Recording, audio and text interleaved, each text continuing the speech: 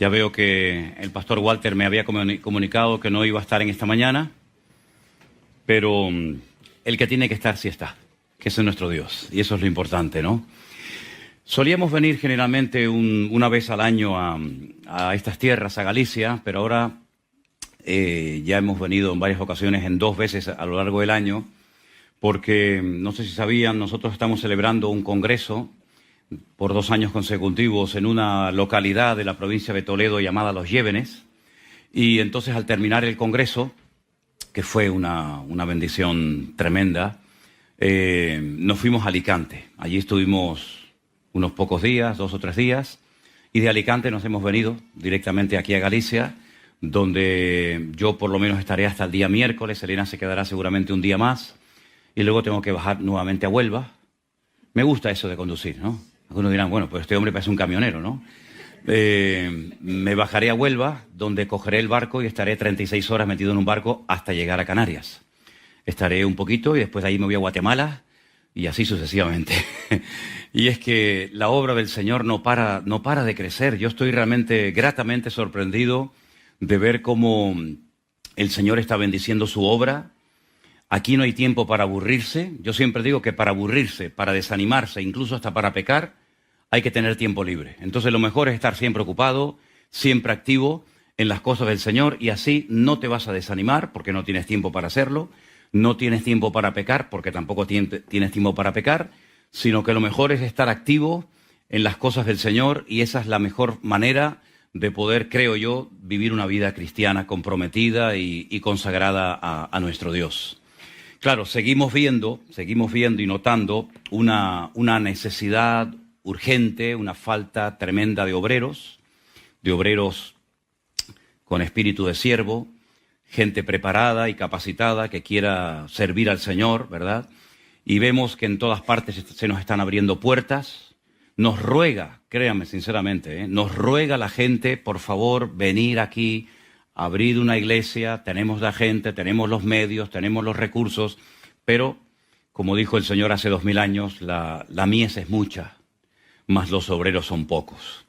Estuvimos un mes en Israel a primero de año, luego llegamos a casa, estuve, creo que fueron 3 días y medio, y de ahí me fui otro mes a los Estados Unidos a recorrer diferentes lugares, y concretamente, ¿no? Podía hablar de muchos lugares, pero concretamente, por ejemplo, en Florida, en la ciudad de Miami y en Orlando, tenemos cientos de hermanos que nos ruegan encarecidamente, por favor, abrir una iglesia. Tenemos los recursos, tenemos los locales, tenemos la gente, pero repito, por falta de obreros. A lo mejor aquí el Señor en esta mañana toca el corazón de alguien y me dice, oye, pues mándame a mí para Florida, o mándame a mí para un estado de esos.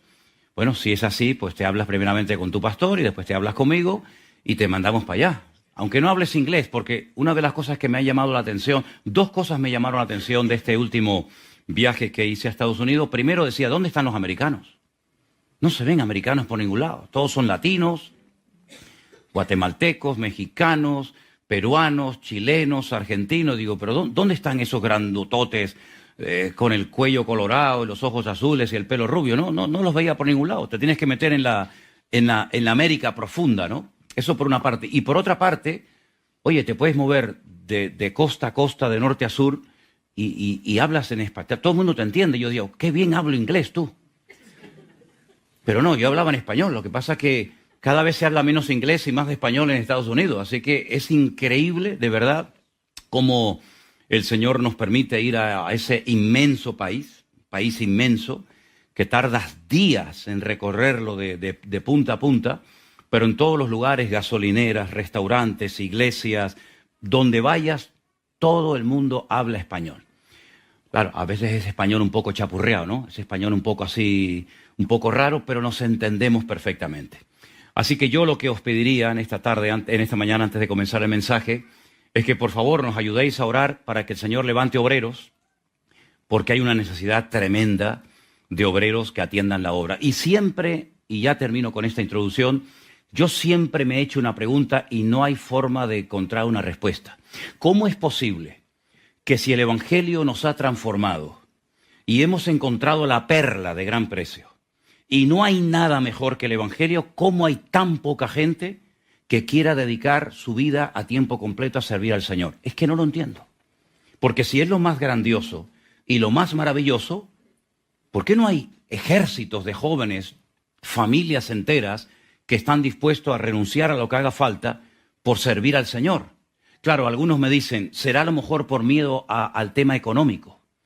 Pero si en el Señor nunca vas a pasar hambre ni necesidad, nunca hay paro en el reino de Dios. Al contrario, cuando tú buscas primeramente el reino de Dios y su justicia, todas las demás cosas vendrán por añadidura. Jamás, nunca en la vida te va a faltar absolutamente de nada. Así que no estés cortado ni diciendo, claro, es que si pierdo el trabajo, lo económico.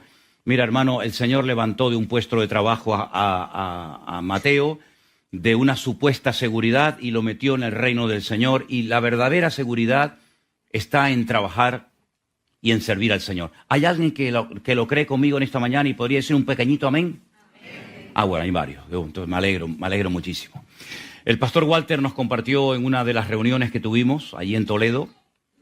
Excelente la exposición que hizo de la palabra. Todo eso está grabado en YouTube, si lo queréis escuchar. Luego también invitamos a un pastor amigo mío, que lo suelo visitar muy a menudo, de la ciudad de Milán, en Italia, el pastor Antonio Panocchia. También nos compartió la palabra del Señor. Era para venir con su esposa, pero el día anterior a venir al Congreso, resulta que se le pararon los riñones a su esposa y bueno, era una cosa muy grave y ella no pudo viajar. Pero bueno, gracias al Señor, pues no fue todo lo malo que en un principio se sospechaba.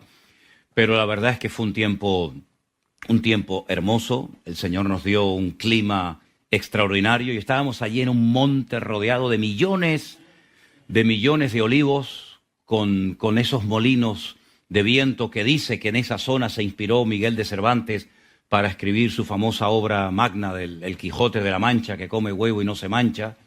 No, ese no es, perdón, me equivoqué. Ese es otro Quijote. Y ahí estuvimos unos días y la verdad es que llegamos con una ilusión, pero cuando nos dimos cuenta, se nos fue el tiempo. Y es que cuando uno está a gusto, ¿verdad, hermanos? Cuando uno está a gusto, el tiempo vuela, pero cuando uno no está cómodo, las horas parecen días, los días parecen meses, los meses parecen años. Pero estamos contentos de ver todo lo que el Señor está haciendo y todavía lo que queda por ver, porque hay mucho camino por recorrer. Vamos a orar en esta mañana, si no os importa inclinar vuestro rostro un momentito, y vamos a pedir que en esta mañana el Señor nos hable y nos ministre como ya nos tiene acostumbrados a través de su hermosa y preciosa palabra. Aleluya. Señor, yo te doy muchas gracias en esta mañana por esta preciosa oportunidad que me brindas de poder estar con mis hermanos aquí en la iglesia de Revive, y oramos también por todos los que estarán viendo, Dios mediante, más tarde o en directo este culto. Que tu palabra toque, Señor, que tu palabra nos ayude a crecer, a madurar, a prepararnos, a capacitarnos mejor para tu servicio, Señor. Gracias, Señor, porque sabemos que tú en esta mañana hablarás a nuestros corazones a través de tu hermosa palabra. Pedimos todo con acción de gracias en el nombre de Jesús. Amén. Os quiero llevar al primer libro de la Biblia, concretamente al capítulo 22. El título del mensaje, la bendición de ser probados por Dios. Algunos dirán, ¿es una bendición ser probados? Ya vas a ver que sí. Capítulo 22 de Génesis, verso 1, el texto nos dice así. Aconteció después de estas cosas que probó Dios a Abraham y le dijo, Abraham, y él respondió, heme aquí. Y le dijo, toma ahora tu hijo, tu único, Isaac, a quien amas, y vete a la tierra de Moriah, y ofrécelo allí en holocausto sobre uno de los montes que yo te diré. Abraham se levantó muy de mañana, enalbardó su asno, tomó consigo 2 siervos suyos, a Isaac su hijo, cortó la leña para el holocausto y se levantó y se fue al lugar que Dios le dijo. Al tercer día, alzó Abraham sus ojos y vio el lugar de lejos. Entonces dijo Abraham a sus siervos, esperad aquí con el asno, y yo y el muchacho iremos hasta allí y adoraremos y volveremos a vosotros. Tomó Abraham la leña del holocausto, la puso sobre su hijo Isaac, él tomó en su mano el fuego y el cuchillo y fueron ambos juntos. Versículo 7. Entonces habló Isaac a Abraham, su padre, y le dijo, Padre mío. Y él respondió, heme aquí, hijo mío. Y él le dijo, he aquí el fuego, la leña, mas ¿dónde está el cordero para el holocausto? Y le respondió Abraham, Dios se proveerá de cordero para el holocausto, hijo mío. E iban juntos. Cuando llegaron al lugar que Dios le había dicho, edificó allí Abraham un altar y compuso la leña y ató a Isaac su hijo y lo puso sobre el altar, sobre la leña. Y extendió Abraham su mano y tomó el cuchillo para degollar a su hijo. Mas el ángel del Señor le dio voces desde el cielo y le dijo, Abraham, Abraham. Y él respondió, heme aquí. No extiendas tu mano sobre el muchacho ni le hagas nada, porque ya conozco que temes a Dios, por cuanto no rehusaste tu hijo, tu único. Entonces alzó Abraham sus ojos y miró, y he aquí a sus espaldas un carnero trabado en un zarzal por sus cuernos. Y fue Abraham y tomó el carnero y lo ofreció en holocausto en lugar de su hijo. Y llamó a Abraham el nombre de aquel lugar, el Señor proveerá. Jehová Jireh. Por cuanto se dice hoy, en el monte de Dios será provisto. Y llamó el ángel del Señor a Abraham por segunda vez desde el cielo y le dijo, por mí mismo he jurado, dice el Señor, que por cuanto has hecho esto y no me has rehusado a tu hijo, tu único hijo, de cierto te bendeciré y multiplicaré tu descendencia como las estrellas del cielo y como la arena que está a la orilla del mar, y tu descendencia poseerá las puertas de tus enemigos. Verso 18. En tu simiente serán benditas todas las naciones de la tierra, por cuanto obedeciste a mi voz. Y volvió Abraham a sus siervos, y se levantaron y se fueron juntos a Beersheba, y habitó Abraham en Beersheba. Qué tremenda historia, no me digan, ¿Cuántas veces hemos escuchado, cuántas veces hemos leído este texto? Y la verdad es que siempre nos conmueve el alma. Porque efectivamente en la Biblia aparecen muchos tipos de pruebas, ¿verdad? Pruebas físicas, pruebas espirituales, pruebas económicas, pruebas laborales, pero sin lugar a duda, y lo digo por experiencia, las pruebas más duras y más difíciles de encajar serán las pruebas de tipo familiar. Nos pueden tocar el bolsillo, nos pueden tocar la salud, nos pueden tocar el patrimonio y bueno, pero cuando uno de nuestros hijos es tocado, cuando el Señor nos prueba a través de uno de nuestros seres más queridos, las cosas son completamente diferentes. Si alguien piensa que puedes eludir las pruebas, no te hagas a esa ilusión, porque son inevitables. Da igual si eres bautista, pentecostal, asambleas de hermanos, si llevas poco tiempo o mucho tiempo en los caminos del Señor. Da igual si sabes mucho o poco de la Biblia. Donde te encuentres, las pruebas te van a conseguir. Pero repito, las pruebas son una buena señal, son una bendición, porque es la demostración de que Dios está operando y trabajando en tu vida. A veces hay pruebas que el Señor las manda a nuestra vida para tratar con nuestro carácter. Hay aspectos de nuestro carácter que tienen que ser sacudidos, tienen que ser probados, antes de poder seguir siendo usados en la obra del Señor. A veces hay pruebas que vienen a enseñarnos lecciones espirituales, como por ejemplo, para mí una de las más importantes, es aprender a depender única y exclusivamente de Dios. Y no de la iglesia, no de los hermanos, no de los hombres, sino solamente de nuestro Dios. A veces hay pruebas que más o menos uno sospecha que van a venirnos y nos van a encontrar. O a veces hay pruebas que te caen así de sopetón de la noche a la mañana. Pero si comenzamos a leer la Biblia y a estudiarla en detenimiento desde el principio hasta el final, vamos a encontrar que prácticamente no hubo ni un hombre que no fuera probado por el Señor. Ahora hemos leído la situación, la prueba de Abraham, pero también su hijo Isaac, cuando fue mayor, también fue probado. Y Jacob ni te cuento.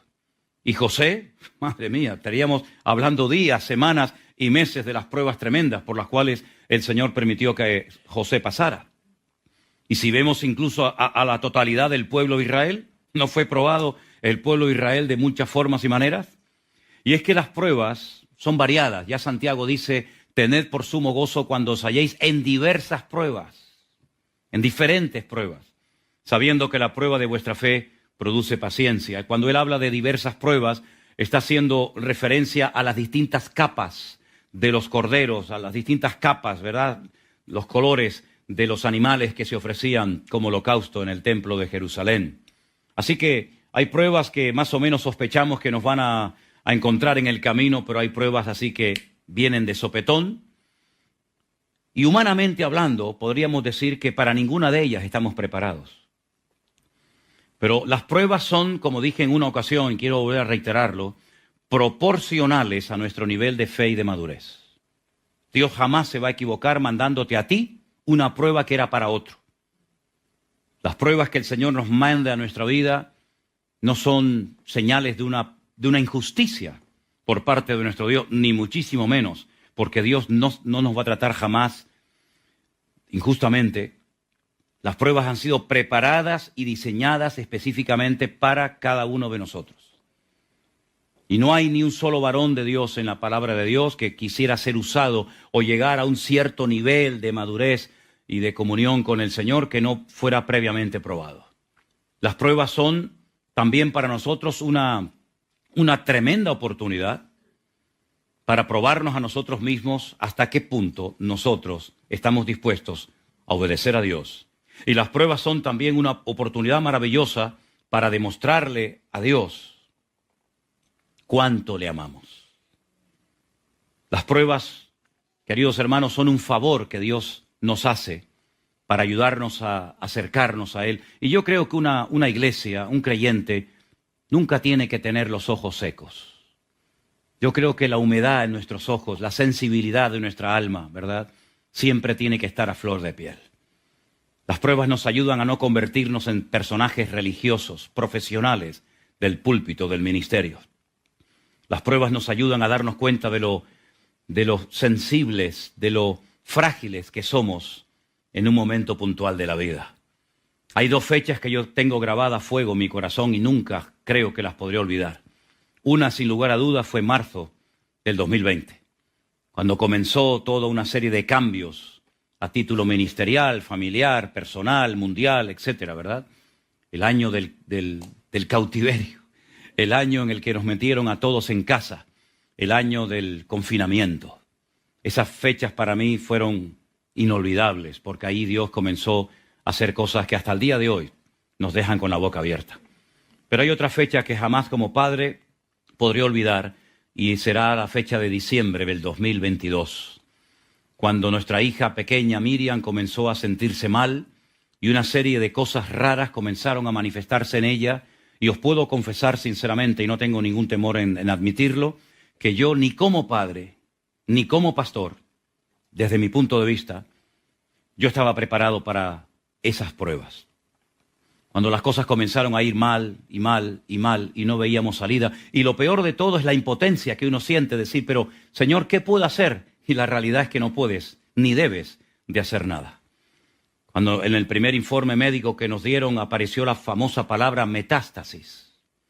Se te viene el mundo abajo y decir, Dios mío, todo iba tan bien, todo marchaba sobre ruedas, puertas abiertas por aquí, viajes por allá, gente que se convierte, etcétera, y de repente me cae a mí esto de la noche a la mañana. Os puedo confesar y reitero que no estaba preparado para todo esto.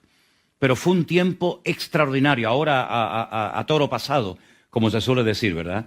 Fue un tiempo increíble donde Dios nos demostró su fidelidad, donde Dios nos mostró que mejor que nosotros como padres o madres Dios cuida de nuestros hijos, mucho mejor que nosotros, y donde vimos que eso que se dice muchas veces como una especie de tópico, Dios tiene todo bajo control, Dios lo controla y lo sabe todo, es un hecho, es una realidad.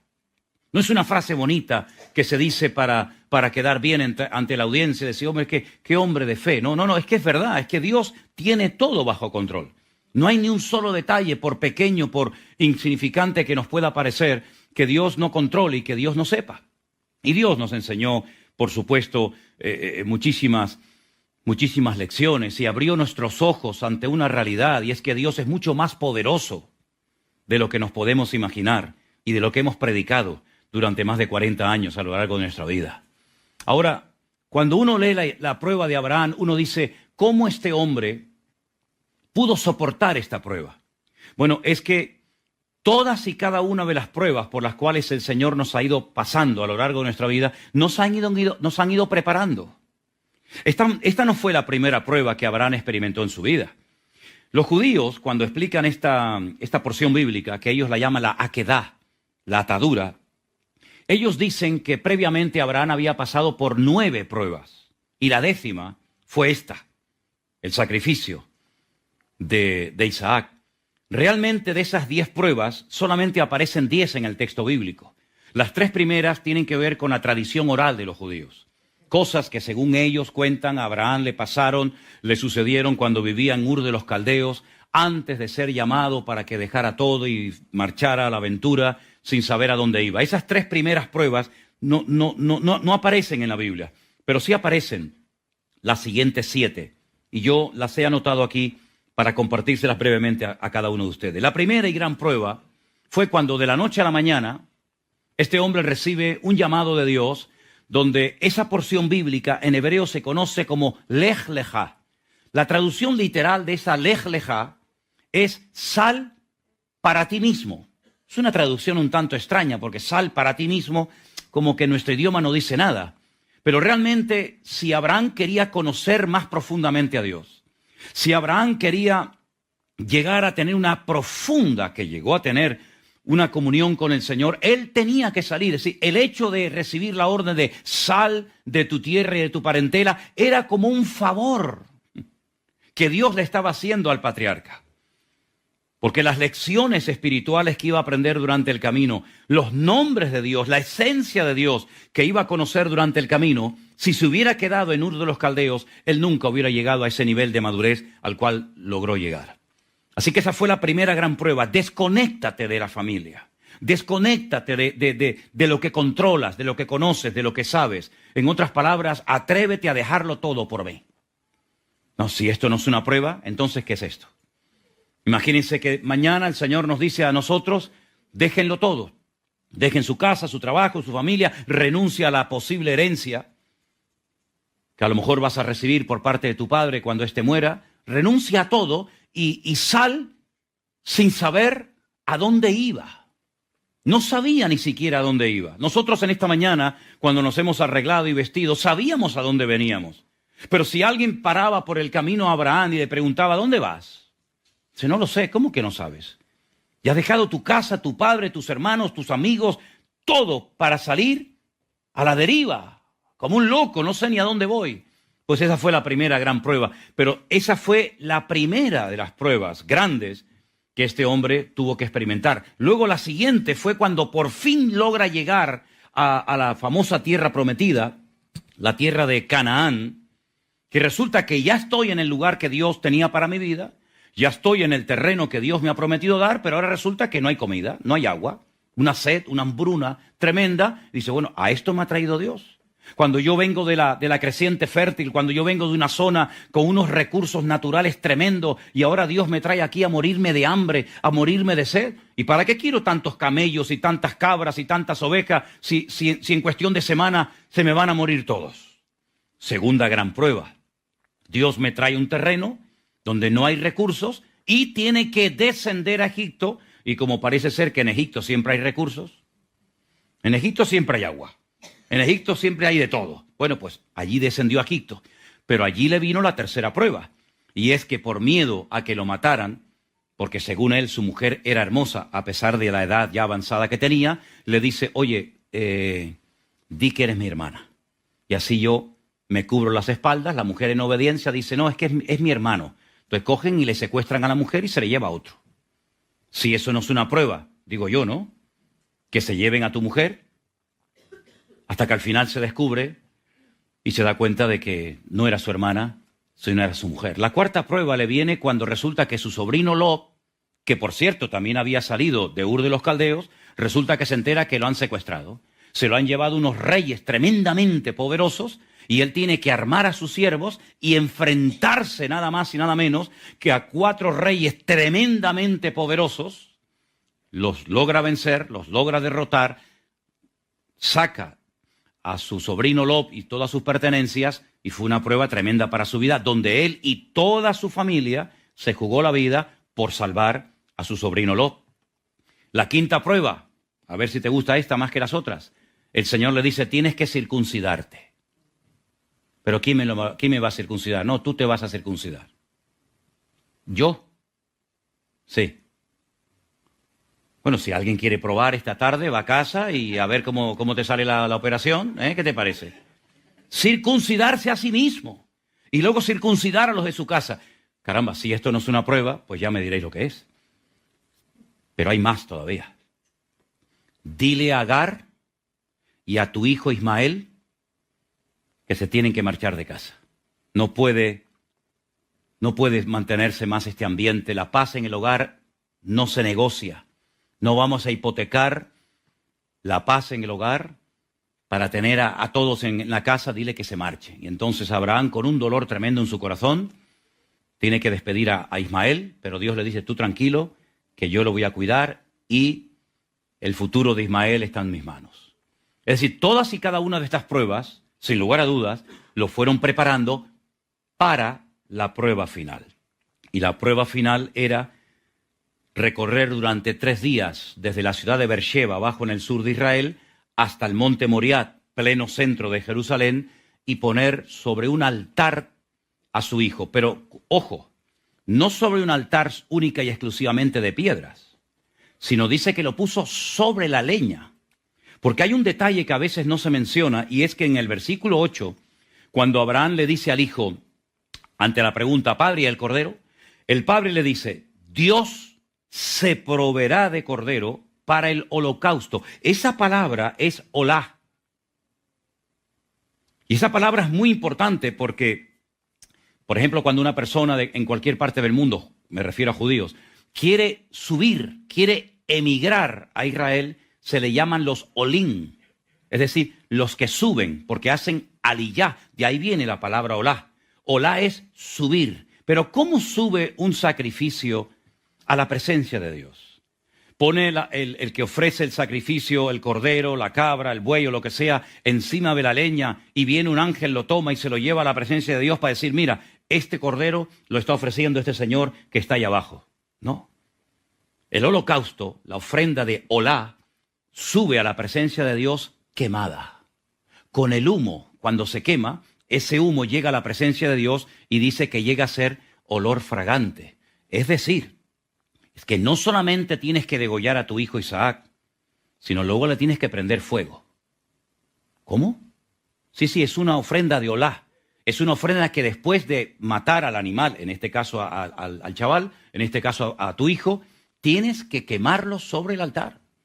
Ahora, mi pregunta es, todos los que estamos aquí, no todos, pero muchos somos padres, muchos sois madres, ¿cómo te sentaría a ti esta orden de parte de Dios de decir, oye, coja a tu hijo, te lo llevas al monte de la Curota, por poner un ejemplo, lo sacrificas sobre un altar y luego cuando ya esté muerto el chico, coges y lo quemas?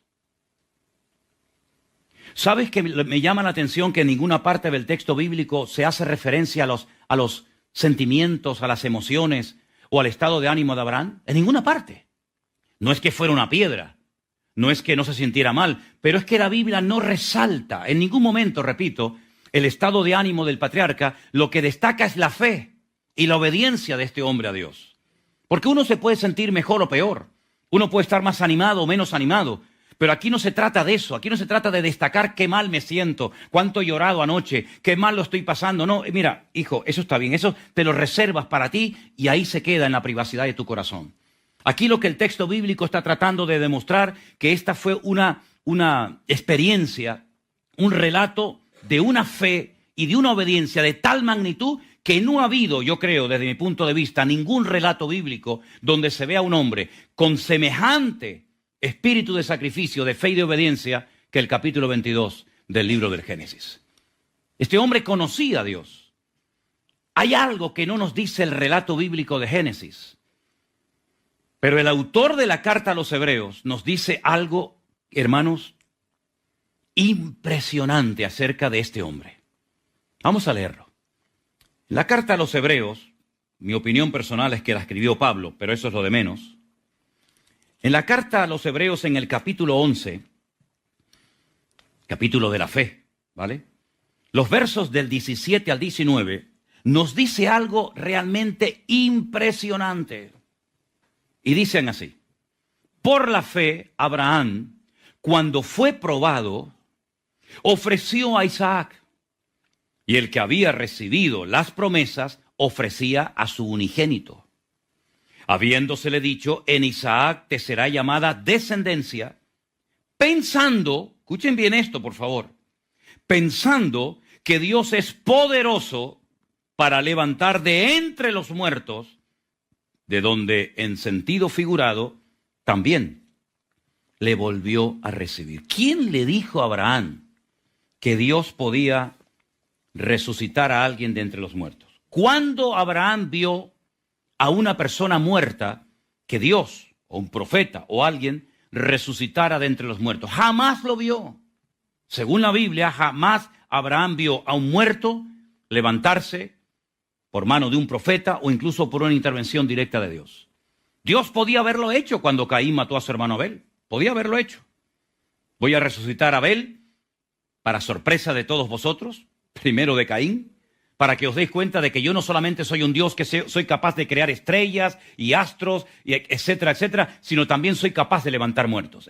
Es que no hubo ninguna referencia anterior a este acontecimiento a la que Abraham se pudiera agarrar y decir: no, es que ya Dios lo hizo.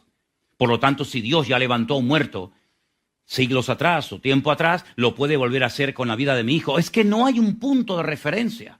Pero dice que él sabía, él pensaba: bueno, si este es el hijo de la promesa, ya al otro lo expulsé, con el otro ya prácticamente no cuento.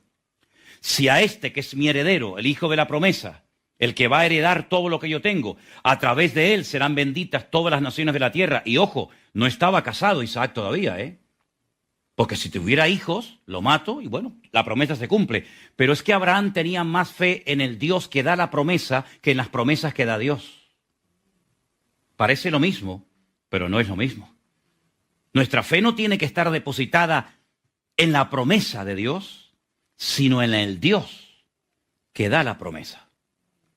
Y Abraham sabía que aunque él iba a ser el heredero y era el hijo de la promesa, después de muchos años de larga espera, él sabía que la promesa de Dios sí o sí se iba a terminar cumpliendo.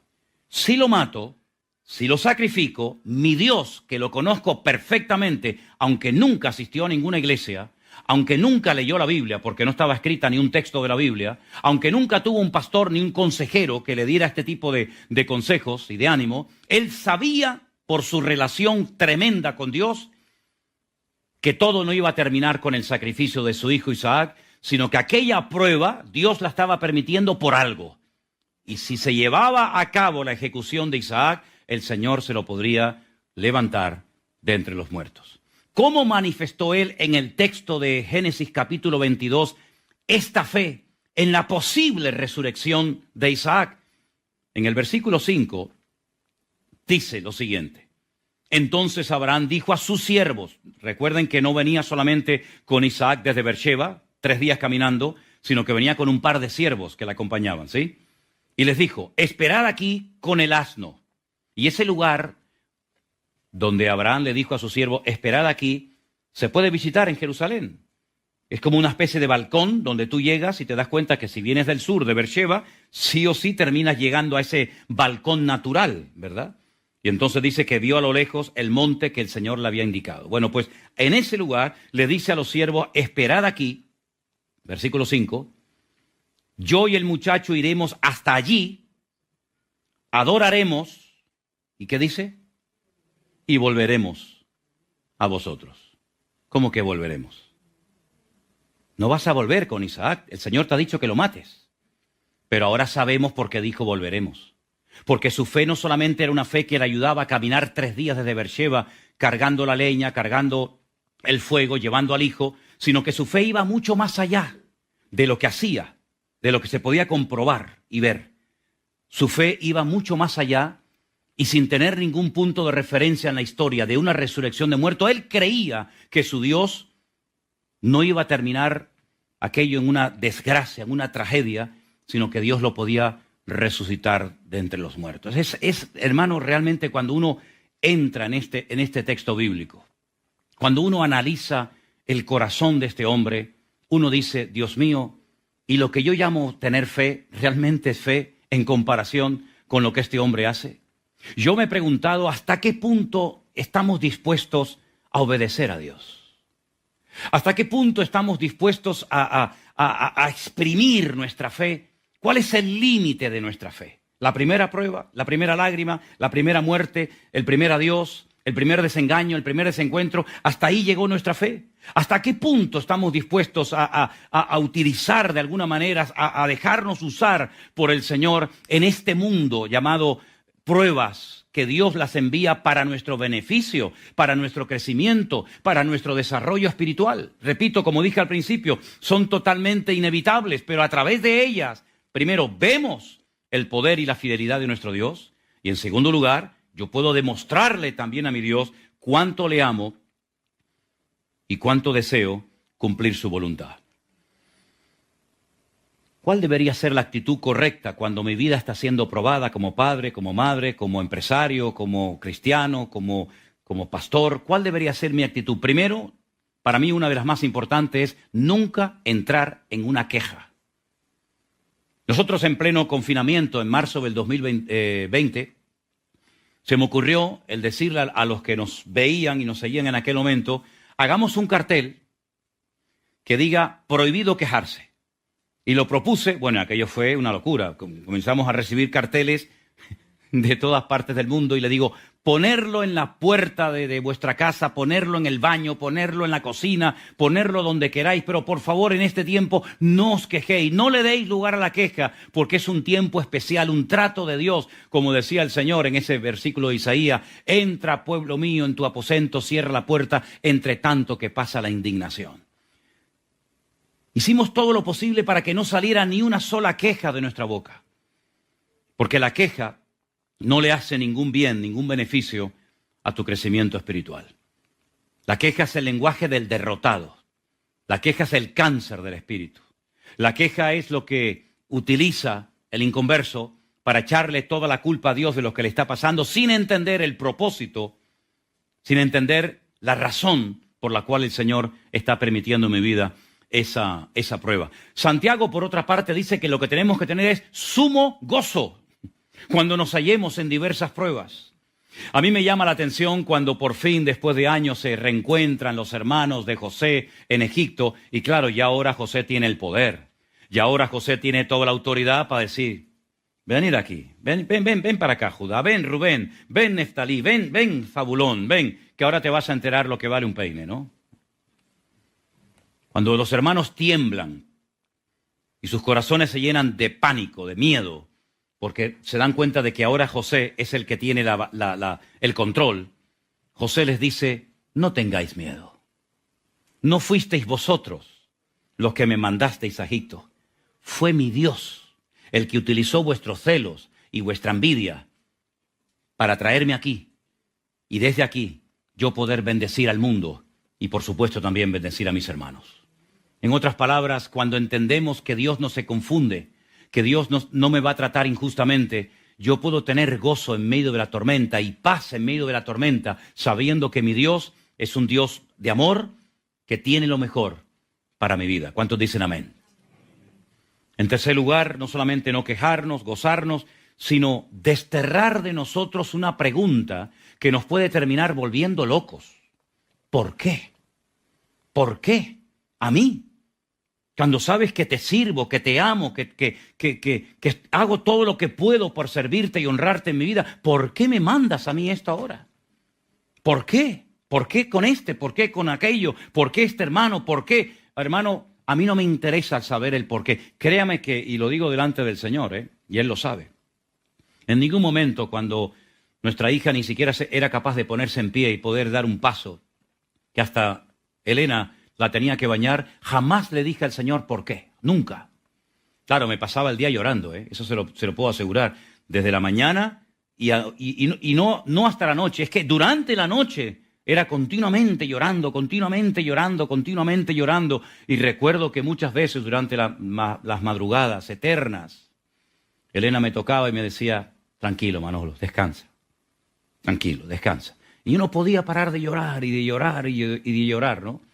al ver a tu hija en aquel estado terrible, que no sabíamos cuánto iba a durar, ni si iba a quedar así o peor de lo que estaban contemplando nuestros ojos. Pero créame, nunca le dije al Señor, ¿por qué me estás mandando a mí esto ahora a mi vida? ¿Por qué? Siempre nos agarramos al Señor, a su palabra, a sus promesas, y sabíamos que el Señor es galardonador de los que le buscan, y cuando Dios manda una prueba a nuestra vida es porque Él sabe que yo necesito pasar por esa prueba. Así es que nuestra situación tiene que ser la de decir, Señor, no entiendo nada, tampoco tengo por qué entenderlo todo, pero una cosa sé y lo tengo clarísimo. Tú tienes todo bajo control y esta prueba tú la has permitido en mi vida por el motivo que yo ahora no entiendo, que tal vez entenderé o no, pero me da exactamente igual porque yo sé que tú me amas y tienes lo mejor para mi vida. Ahora sí le pregunté al Señor y creo que sería bueno que los que estáis siendo probados o vais a ser probados, pues le preguntemos al Señor, ¿qué quieres enseñarme? ¿Qué quieres que aprenda? A veces tenemos, sin decirlo, pero a veces tenemos como la actitud, bueno, llevo tantos años en el Evangelio, me he criado prácticamente desde niño, desde el vientre de mi madre en la iglesia, como que ya lo sabemos todo, ¿no? Ya lo controlamos, yo sé los signos, las canciones, la liturgia, quién sube, quién baja, he predicado, he compartido. ¿Sabes una cosa? Cuando uno está siendo probado de esta magnitud, uno no entiende nada. Y toda tu experiencia y toda tu fe en tu fe, etcétera, etcétera, créeme que todo eso se desmorona y Dios te abre un panorama nuevo delante de tus ojos y te das cuenta, como dije antes, que Dios es mucho más poderoso de lo que te puedas imaginar, pero sobre todas las cosas, nunca jamás vas a ver en la Biblia una persona que fuera probada por el Señor que saliera peor de la prueba de lo que entró a ella. Jamás. Fijaros, por ejemplo, que el hombre, sin lugar a dudas, más probado en la Biblia, por supuesto, aparte de Abraham y todo eso, fue, por supuesto, Job. Un hombre que pasó por tantas pruebas en tan poco periodo de tiempo, pruebas económicas, pruebas físicas, pruebas espirituales, pruebas familiares, de toda índole, que algunos judíos, algunos comentaristas de los famosos judíos dicen que esa historia no es real, que es imposible que un hombre pueda soportar esas pruebas, que ese libro es una metáfora de los sufrimientos que experimentaría el pueblo de Israel a lo largo de la historia. Pero no es verdad. Job fue un personaje real, probablemente antes de Abraham, probablemente antes de Moisés. Claro que sí, por supuesto. ¿Cómo pudo él soportar todas y cada una de esas pruebas? Porque él sabía, como dijo aquel, en quien había creído. Y llegó a decir algo que a mí siempre me ha impactado y lo he dicho muchas veces. Aunque Dios me mate, lo seguiré adorando, porque yo sé que mi Redentor está vivo. Cuando uno lee estas historias de la Biblia, cuando uno ve estas cosas tremendas como lo de Abraham, lo de Moisés, lo de David, lo de tantos personajes bíblicos, ¿qué son nuestras pruebas en comparación a lo que esta gente tuvo que pasar para poder llegar a ese nivel de madurez que gracias al Señor llegaron? Hay una información que también nos da el Señor sobre el patriarca Abraham, muy interesante, por cierto. Dice, por ejemplo, en Hebreos capítulo 11, aparte de lo que ya hemos leído, dice que salió sin saber a dónde iba, porque buscaba la ciudad cuyo arquitecto y fundador es Dios. Vamos a ver, vamos a rebobinar. Salió sin saber a dónde iba, ahí lo entiendo y hasta ahí llego. Pero salió buscando la ciudad cuyo arquitecto y fundador es Dios. ¿Y esa ciudad dónde está? ¿Esa ciudad cuál es? ¿Será por casualidad Pontevedra? Y el hombre venía para aquí, para Galicia. ¿Será Manhattan? ¿Será el Cairo? ¿Sería Jerusalén? Hay un cuadro en el Museo del Templo en Jerusalén que a mí siempre me ha llamado la atención. De hecho, cuando los hermanos van a entrar para ver todo el mobiliario del templo, les digo, fijaros en ese cuadro. Hay un cuadro entrando a mano izquierda, un cuadro enorme, así como toda esa pared de alto, donde se ve un altar. Encima del altar está Isaac atado. Siempre me he preguntado para qué lo ató. Será para que no saliera corriendo. Pero bueno, lo dejamos ahí. Lo pone atado encima del altar. Abraham con el cuchillo en la mano a punto de degollar a su hijo y de repente mira hacia el cielo y ve lo que los judíos dicen, el templo de Jerusalén. Porque en ese monte fue donde tiempo más tarde se levantó el famoso Bet HaMikdash, la casa santa, el templo de Jerusalén. Pero el libro de Hebreos dice que él buscaba la ciudad cuyo arquitecto y era Dios. Y que yo sepa, corregidme si me estoy equivocado, la única ciudad cuyo arquitecto, diseñador y modelador fue Dios, que yo sepa, se llama la Nueva Jerusalén. ¿Sí o no? ¿Queréis ver cómo es esta ciudad, sus medidas, sus materiales, etcétera, etcétera? Apocalipsis 21 y Apocalipsis 22. Ahí tenéis toda la información acerca de la ciudad que dice la Biblia que Abraham la vio y la saludó diciendo, wow, qué ciudad tan bonita, algún día estaré en ella. Es decir, que antes incluso del nacimiento del Señor Jesucristo, en aquella prueba tremenda que él pasó en el monte Moriah, ya Abraham iba detrás de una ciudad cuyo arquitecto y fundador es Dios. Claro, ahora entiendo cómo el hombre más rico de la tierra jamás se compró una casa. Vivió toda la vida como nómada en una carpa, ¿verdad? Y lo único que compró, lo único que adquirió como herencia perpetua fue una cueva en la ciudad de Hebrón. Y allí enterró a su amada Sara. Y después también fueron enterrados los patriarcas, las matriarcas, salvo Raquel, y como dicen los judíos, los ortodoxos, los hasídicos, también allí está enterrado a Adán y Eva. Pero bueno, eso lo dejamos ahí para los que les guste esa cosa del Talmud y la Totafod y todas esas cosas, ¿no? Pero lo curioso es que Abraham buscaba algo mucho más superior de lo que veían sus ojos naturales. Porque la fe a nosotros nos permite soportar lo que haga falta, porque yo sé que mi Dios me ama y tiene lo mejor para mi vida. Lo bueno de todo esto es que toda aflicción o toda prueba es pasajera. Amén, hermanos. Tengo por cierto, ¿es verdad que podemos decir así? Bueno, pues vamos a decirlo. Tengo por cierto que las aflicciones del tiempo presente no son comparables con la gloria venidera que en nosotros ha de manifestarse. Romanos 8, versículo 18. Ya sé que el 28 lo sabe todo el mundo de memoria, pero el 18 también es muy bueno. Las aflicciones, las pruebas, las dificultades, los obstáculos, las luchas de la vida, todas son pasajeras. No hay una prueba eterna que no termina nunca, aunque a veces a nosotros nos puede parecer que esto no termina nunca, ¿no? Yo decía, Dios mío, que llegue la noche, por favor. Y cuando era de noche decía, Dios mío, que llegue el día. Y era como un ciclo, ¿verdad? Interminable. Pero lo que sí es permanente es la bendición de Dios, es la gloria del Señor sobre nosotros. Ahora pasaremos por dificultades, ahora pasaremos por pruebas, pero la gloria eterna que en nosotros ha de manifestarse será eterna, no caducará jamás, sino que estaremos por toda la eternidad en la presencia de nuestro Dios. ¿No les alegra el corazón? ¿No te conmueve el alma? Saber que si tengo que pasar por una prueba, cualquiera que sea, el Señor siempre va a estar en medio de esa prueba conmigo y no me abandonará, sino que yo estaré con vosotros todos los días hasta el fin del mundo. Claro, ahora cuando uno entiende que la fe te mantiene firme, ahora uno entiende que una persona es capaz de cantar con sus espaldas destrozadas porque recién ha sido torturado, cantar en la cárcel a medianoche y los presos oír y no querer marcharse ninguno. Ahora yo voy a ir a Guatemala en el mes de junio.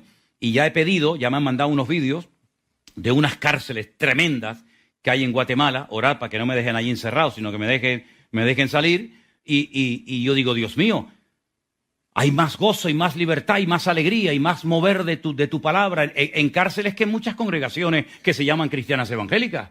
Pero es que no importa el lugar, no importa el país, no importa la circunstancia, lo importante y lo trascendental es que estés alineado y conectado con el Señor en todo momento, porque se puede vivir con poco dinero, se puede vivir sin teléfono, se puede vivir sin coche, sin carro, llámalo como quiera, pero no se puede vivir sin una fe viva y una fe depositada y puesta únicamente en el Señor nuestro Dios. ¿Cuántos dicen amén?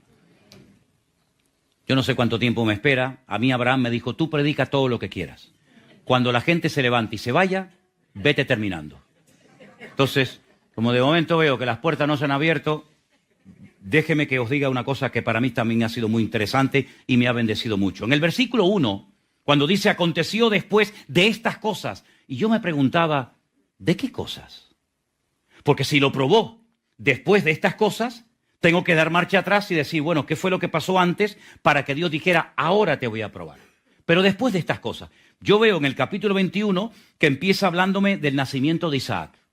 Una bendición tremenda. A continuación me habla de la expulsión de Agar y de Ismael de la casa.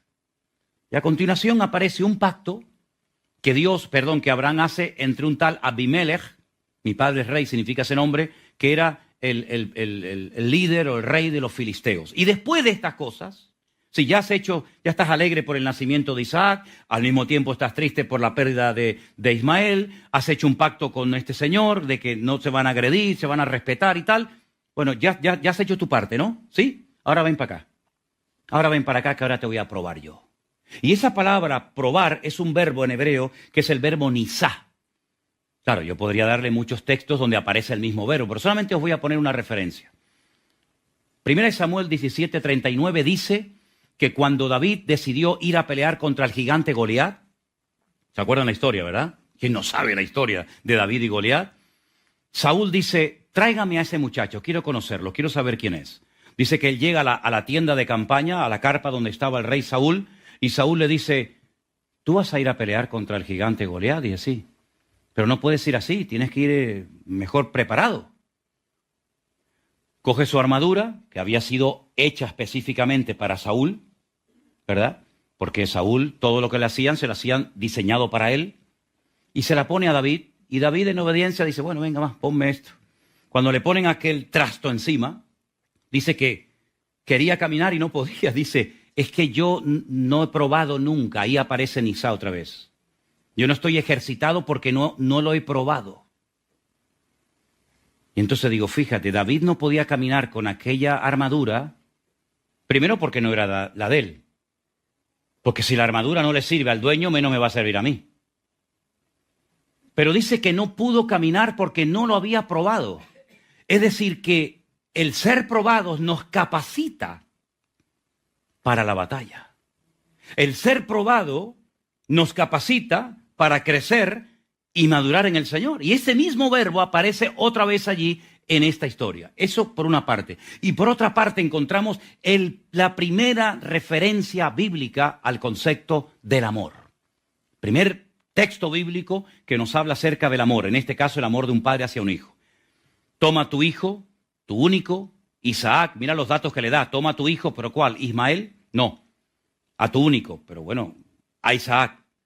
A quien amas. Y ahí aparece el concepto Ahabá, el concepto amor, por primera vez en toda la historia bíblica. Ahora, lo que me llama la atención de todo esto, queridos hermanos, es que si el Señor le llega a mandar esta prueba, por ejemplo, a David, yo no sé si David se hubiera negado, hubiera salido corriendo de esta prueba. Porque la gran debilidad de David siempre fueron sus hijos. Ganó muchas batallas, venció a muchos gigantes, derrotó a muchos enemigos, pero en casa perdió muchas batallas porque sus hijos eran su gran debilidad. Mira, por ejemplo, su relación con Amón, mira su relación con Salomón, etcétera, etcétera. ¿Te das cuenta cómo el Señor las pruebas de David nunca se las mandó a David? Las pruebas de David nunca se las mandó a Abraham, ni las de Abraham se las mandó a David. En otras palabras, el Señor que nos conoce desde el vientre de nuestra madre, sabe lo que tú y yo necesitamos, no solamente para mantenernos firmes, porque la vida cristiana no solamente es mantenernos y estar firmes, no, es estar firmes, avanzar y crecer, estar firmes, ¿sí? Y constantes en la obra del Señor siempre, sabiendo que vuestro trabajo en el Señor no resulta en vano. El mantenernos, sí, está muy bien, pero mantenernos y estar ocupados, mantenernos y crecer, mantenernos y avanzar. Pues para avanzar y para crecer, tenemos que ser probados. Y dice la Biblia que nuestra fe, que es mucho más preciosa que el oro, va a ser probada por el fuego, para que sea hallada en honra, alabanza, para su gloria y honra, y para que nuestra fe no sea una fe religiosa, una fe, entre comillas, heredada o incluso hasta impuesta, sino sea una fe que cuando llegue la hora de la verdad, podamos mantenernos firmes y podamos demostrarle a quien haga falta que nosotros amamos al Señor más que a nosotros mismos. Amamos al Señor más que a nuestro patrimonio. Amamos al Señor más incluso que a nuestros hijos. Pero todo eso es muy bonito predicarlo y decir